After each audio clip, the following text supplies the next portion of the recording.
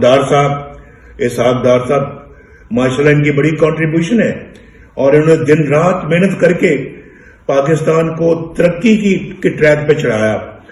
2014 میں معیشت کا بہت برا حال تھا، لیکن الحمدللہ انہوں نے اس کو دوبارہ ٹریک پر لے کے آئے، اور پھر 5.8% گروتھ ریٹ پہ ہم لے گئے۔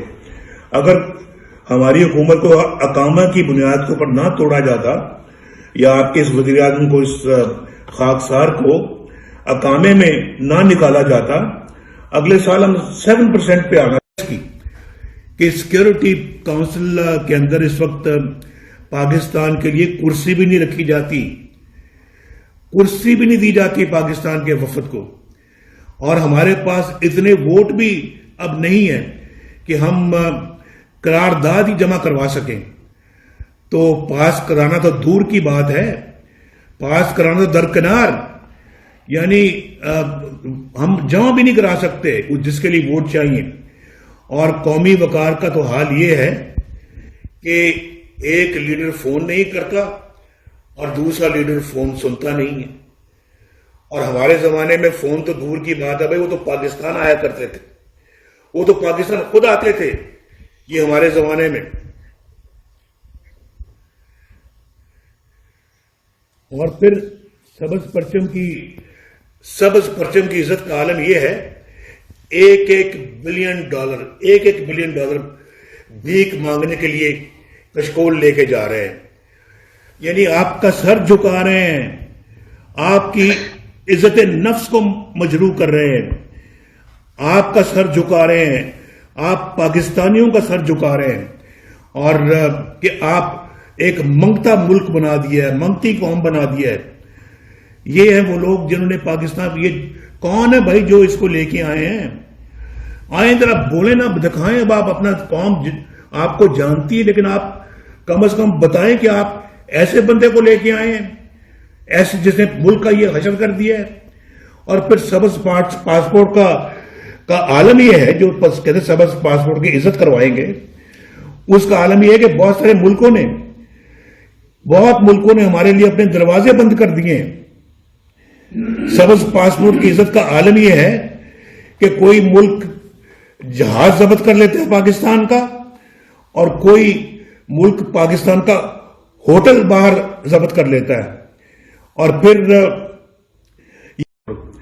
کہتا تھا کہ ملک کے قرضے بڑھے تو سمجھو وزیر اعظم چور ہے، کہتا تھا آٹے کی قیمت بڑھے تو وزیر اعظم چور ہے، چینی کی قیمت بڑھے تو وزیر اعظم چور ہے۔ تو اگر سن سکتے ہو تو سنو، آج 22 کروڑ عوام تمہیں چور اور ڈاکو خطاب کر کے پکار رہی ہے۔ انہوں نے تمہیں اپنا یہ ڈکلیئر کیا کہ تم سب سے بڑے چور ہو، اور آج تمہیں لانے والوں کو پتہ نہیں کیوں ابھی تک اس کا احساس نہیں ہوتا کہ ہم کس بندے کو لے آئے۔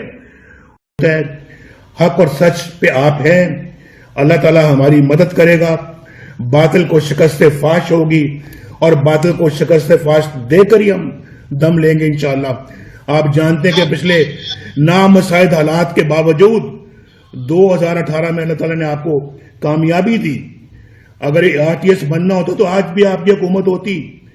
ہم انشاءاللہ آئندہ کسی RTS کو بند نہیں ہونے دیں گے، کسی کا اپنا ووٹ چوری نہیں ہونے دیں گے، اور اگر کوئی غاصب کسی کو جتانے کی کوشش کرتا ہے، ہم سیسا پلائی دیوار کی طرح اس کا سامنا کریں گے، اس کے آگے کھڑے ہوں گے، ڈٹ جائیں گے اس 22 کروڑ عوام کے لیے۔ یہ آپ نے میرے ساتھ وعدہ کرنا ہے، اور اب اپنے مشن کے اوپر آپ لگ جائیں۔ رانا، مجھے آج بھی ایسے کارکن یاد ہیں جب تحریک نجات شروع ہوئی تھی کہ پولیس نے رات کے اندھیرے میں ان کی چار دیواری کا تجدد پامال کیا، دروازے توڑے اور اندر گھسائے۔ آج بھی ان کی بچے بچیاں جو ہیں وہ ذہنی طور پر ٹھیک نہیں ہو سکے، ایک دہشت ان پر تھانے، کچہریاں، جیلیں۔ پھر तरक्की का सफर जारी था। 1999 में 12 अक्टूबर के दिन हमारी हुकूमत को चलता किया और त्यारा साजिश केस बना दिया। शायद पहली मर्तबा था कि दहशतगर्द बनाया गया, लोगों को झूठ बताया गया। खैर 10 साल का तवील सफर था और आपने ठीक कहा, लोग कहते थे कि शायद अब मुस्लिम लीग जो है वो किस्सा पारीना है, इन्होंने वापस नहीं आना। मैं खुद 10 साल यहां पे मौजूद था, मैं लोगों को देखता था, सामने से आते थे, रास्ता बदल देते थे। कोई ब्यूरोक्रेट होता था, वो कहते थे शायद सलाम तो लेनी पड़ेगी तो एसीआर खराब हो जाएगी। वो वक्त हमें याद है और वो वक्त भी याद है जब कराची में त्यारा साजिश केस के हियरिंग हो रही थी, मैं जाता था। उस वक्त अखबारों में आर्टिकल लिखे जाते थे कि भुट्टो साहब को इस कानून के तहत सजाए मौत हुई थी और वो लफ्ज दोहराते हुए मुझे तकलीफ होती है, लेकिन कहते थे कि नवाज शरीफ को और उसके साथियों को भी इस कानून के तहत जो है वो सजाए मौत होगी। और शर्तें लगी। जब अल्लाह ताला फैसला करते हैं कि मैंने किसी को इज्जत देनी है,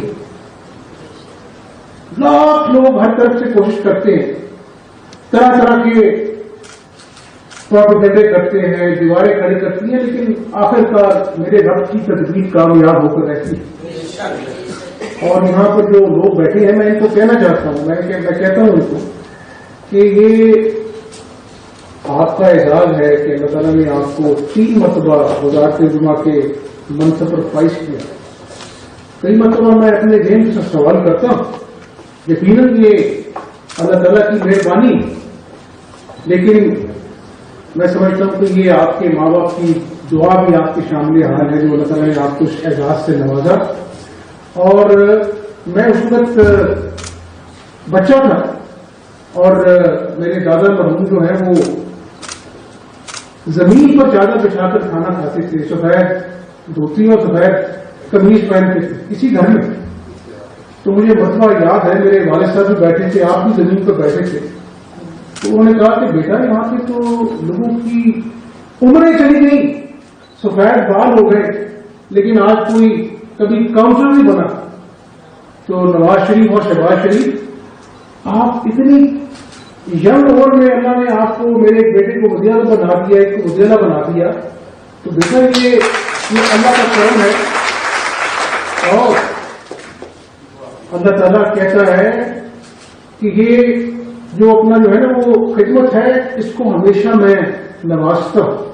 और वो कहते थे कि बेटा ये सुबह सुबह दरख्त पर जो परिंदे अपने बच्चों का दाना चुगने के लिए सुबह सुबह उठते हैं ना, तो क़यामत वाले दिन अगर इन्होंने भी गवाही दे दी कि या अल्लाह पता नहीं इसकी टूटी फूटी नमाजें, हज, रोजे, ज़कात कबूल हो ना हो, हम गवाही देते हैं कि ये शख्स तेरी मखलूक की खिदमत की नीयत से निकलता था। तो नवाज शरीफ और शहबाज शरीफ, इस जज्बे से मेहनत करो तो दुनिया में भी अल्लाह कामयाबी देगा और आखिरत में भी कामयाबी देगा। तो आज